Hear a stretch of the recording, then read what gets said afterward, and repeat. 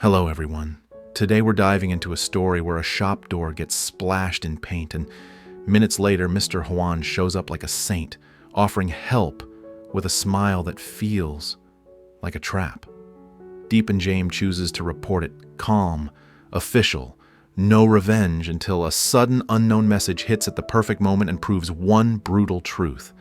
Someone is watching their every move and they're ready to strike where it hurts most. The paint had dried into something ugly and stubborn. It clung to the shop's glass door like a bruise that refused to fade.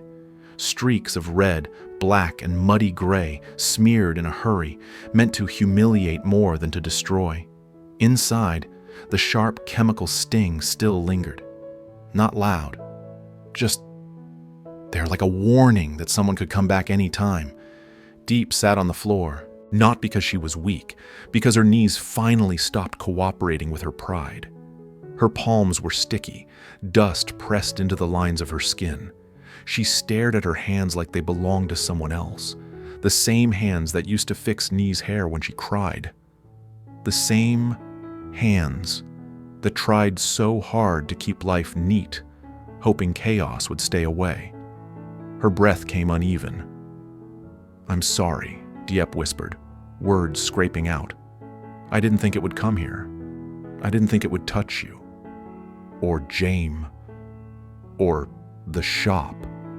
Mrs. Hoan knelt beside her without hesitation. No distance, no judgment.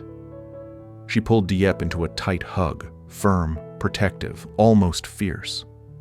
"You didn't cause any trouble," Mrs. Hoan said, voice steady. You were just treated unfairly." That sentence cracked something open inside Diep. Not you should have known better. Not your past keeps following you. Just, you were treated unfairly. Diep's shoulders shook. Tears slipped out. Quiet. Hot. Unstoppable. Mrs. Hoan held her like she was holding a daughter. Not a problem. And for the first time since the threats began, Diep didn't feel alone in the room. That night, no one really slept. The apartment was dark, but the fear kept everything awake. Nee had finally fallen asleep in the bedroom, curled up small, exhaustion winning over panic. Diep sat on the couch with her arms wrapped around herself. Mrs. Hoan sat close, saying nothing, doing nothing dramatic, just staying. Sometimes that's the real protection. The next night, Jame came. He stood outside the shop first. Under the streetlight, the dried paint looked darker, heavier, like someone had tried to stain their future. Jame placed both hands on the glass door. His voice came out lazy, but it wasn't careless. It was controlled, like if he let emotion rise, it would swallow him.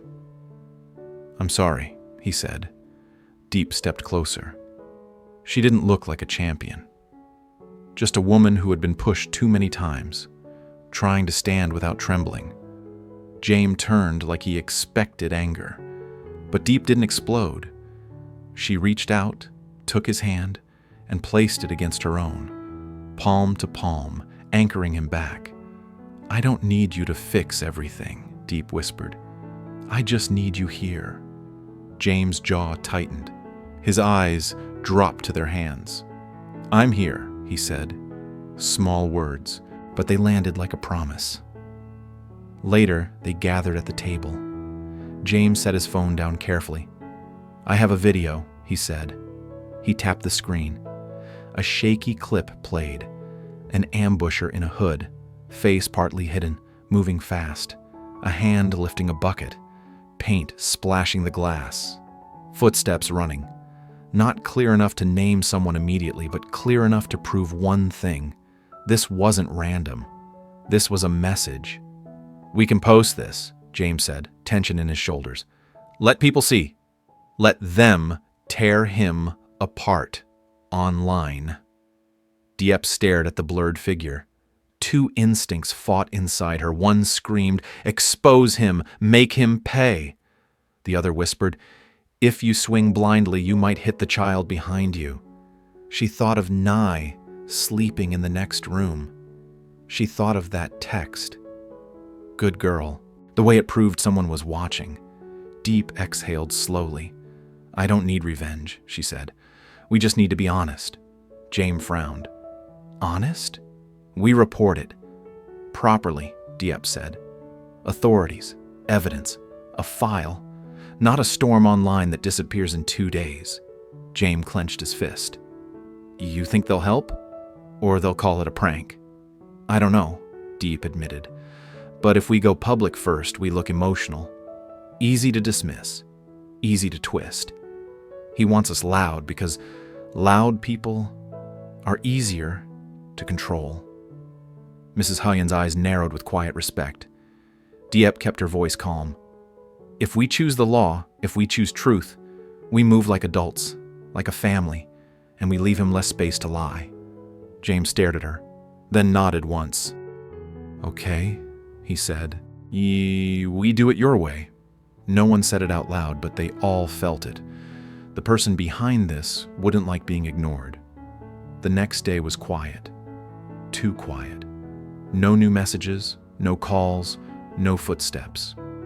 Mrs. Hoan moved through the apartment like she belonged there, checking locks, keeping close, refusing to let Diep be isolated. At noon, she cooked porridge. Simple, warm, the kind of food you make when you can't fix someone's heart, so you start with their body. Diep froze at the smell. It wasn't luxury. It wasn't impressive, but it felt like something she never had enough of. Care with no conditions. Mrs. Hoan set the bowl down. "Eat," she said. "Then you'll have the strength to stand." Diep sat, throat tight, and ate slowly. Somewhere between spoonfuls, something shifted. Not healing. Not yet. But acceptance. Like she was being accepted as a child, not judged as a stranger. That afternoon, they prepared the report.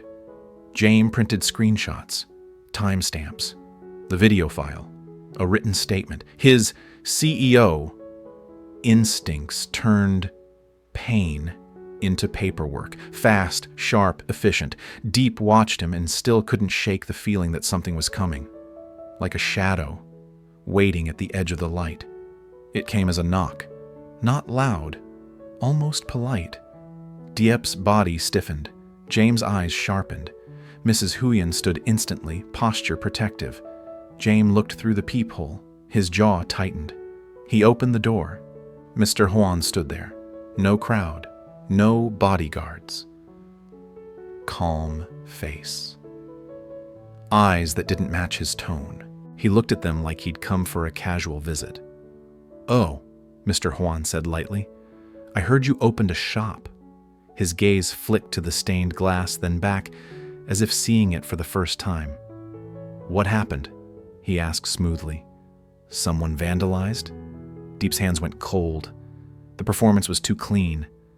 Mrs. Hoan stepped forward. She didn't yell. She didn't accuse. She didn't give him the emotion he expected. She just looked at him long enough to make the air heavy. Then she said, calmly, "You're using your child's honor to gain control." Mr. Hoan blinked once. Mrs. Hoan continued, voice quiet and sharp. "Where do you see the nobility in that?" Mr. Hoan's mouth curved into something not quite a smile. "My honor?" he repeated. "Hoan, you always dramatize." "You call it honor," Mrs. Hoan said, "but you use it like a chain." Mr. Hoan's gaze slid toward Diep, then back to Jame, measuring, choosing who could be bent. James' voice stayed controlled. "What do you want?" he asked. "I came to help," Mr. Hoan said, stepping forward like he belonged. "You're young. You're emotional. You don't know how the world works when people target you." Help, coming from Mr. Hoan, sounded like a trap wrapped in silk. "I can handle this quietly," Mr. Hoan added. "One call, and this never happens again." Jame didn't flinch. "And what will you want in return?" "Nothing," Mr. Hoan lied gently. "Just peace in the family." Mrs. Huyen's eyes stayed steady. "The peace you offer is just silence," she said. "And silence is how you keep control." For the first time, Mr. Hoan's mask slipped. Just enough. Be careful," he said, voice dropping. "When you challenge me, you don't only challenge me. You challenge what I protect." James' gaze hardened. "What you protect," he repeated, "or what you own." The room went still. First true clash, not loud, but deadly clear. Mr. Hoan smiled again, slow. "File your reports," he said softly. "Do what you think is right." He glanced at Diep, brief, precise. "And I hope the people you love stay safe while you chase truth." Diep's blood turned to ice. Not a direct threat. Worse, designed to be deniable. Mrs. Huyen stepped closer. "If anything happens," she said, "the truth won't disappear. It will multiply." Mr. Hoan held her gaze, then turned and walked away calmly, like he hadn't just poisoned the air. The door closed.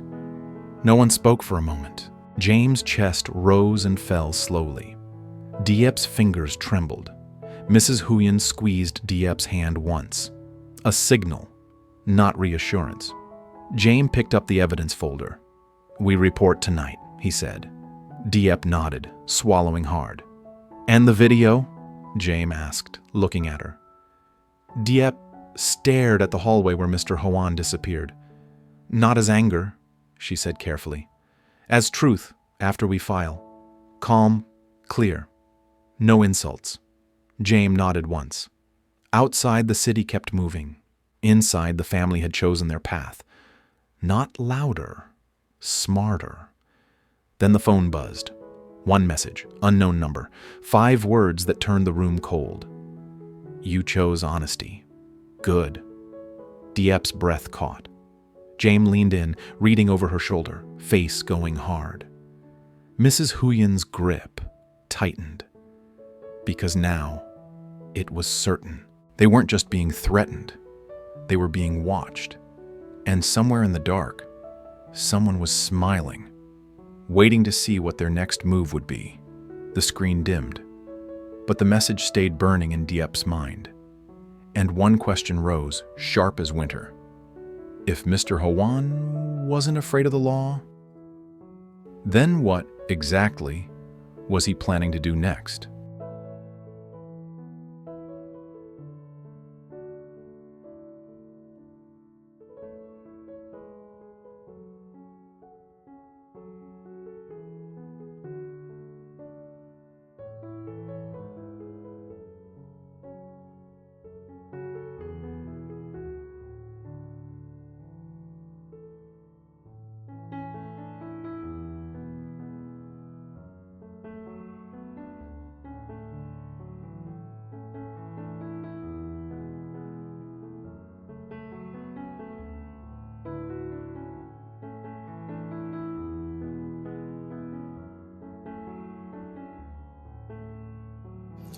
James và Diep mở tiệm nhỏ để tự lập. Ngày khai trương, 3 kẻ lạ mặt xông vào gây rối, đá đổ bàn, kéo lê ghế, làm vỡ đồ và la lối ôi nhỏ, khiến khách hàng hoảng sợ bỏ đi. Chỉ vài giờ, tin đồn đã lan khắp xóm, danh tiếng tiệm tổn hại nặng.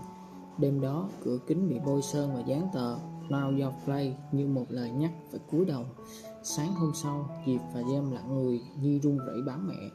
Huyền đến giúp lau dọn, ôm Diep và nói đừng xấu hổ vì bị đối xử bất công. Khi Mr. Hoàng xuất hiện, lịch sự đưa chìa khóa địa điểm mới để giúp Mr. Huyền chắn cửa, còn James thẳng thừng từ chối, hiểu rằng cuộc chiến chỉ vừa mới bắt đầu.